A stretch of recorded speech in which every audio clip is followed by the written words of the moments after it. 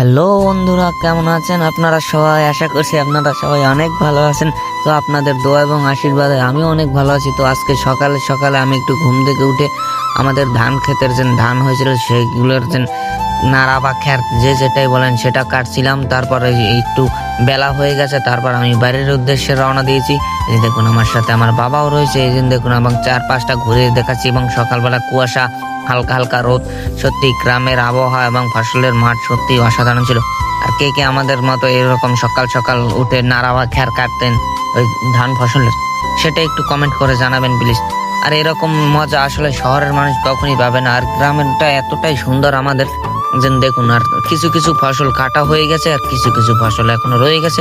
আর আমাদের গ্রামটা সত্যি একেবারে কি বলবো, এটা রূপকথার গল্পের মতো সুন্দর।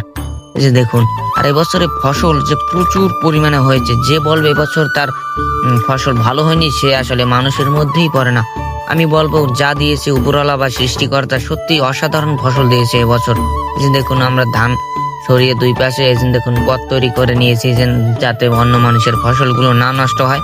নষ্ট না করেও কিন্তু আমরা গন্তব্য জায়গা মতো পৌঁছাতে পারি। এই যে দেখুন, সেটাই হচ্ছে এই ধান ক্ষেতের বা ধানের ফসলের মাঠের মধ্য দিয়ে একটি পথ তৈরি করা।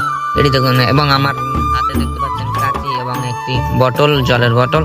আসলে ওটা দিয়ে আমার একটু পরপরই গলা শুকিয়ে যায়, তাই আমি যে কাজই করি না কেন আমার সারাদিন শুধু জল পিপাসা পায়। তারপর দুপুরবেলা দেখুন আবার এসেছিলাম ধান কাটতে। এই যে দেখুন, আমার যে দাদু, আমার মানে বাপের কাকা, সে ধান কাটছে এবং আরো একজন আছে সেও ধান কাটছে। আর আমি একটু ঘুরে ঘুরে দেখাচ্ছি, আমি আবার একটু বিশ্রামের জন্য এসেছি।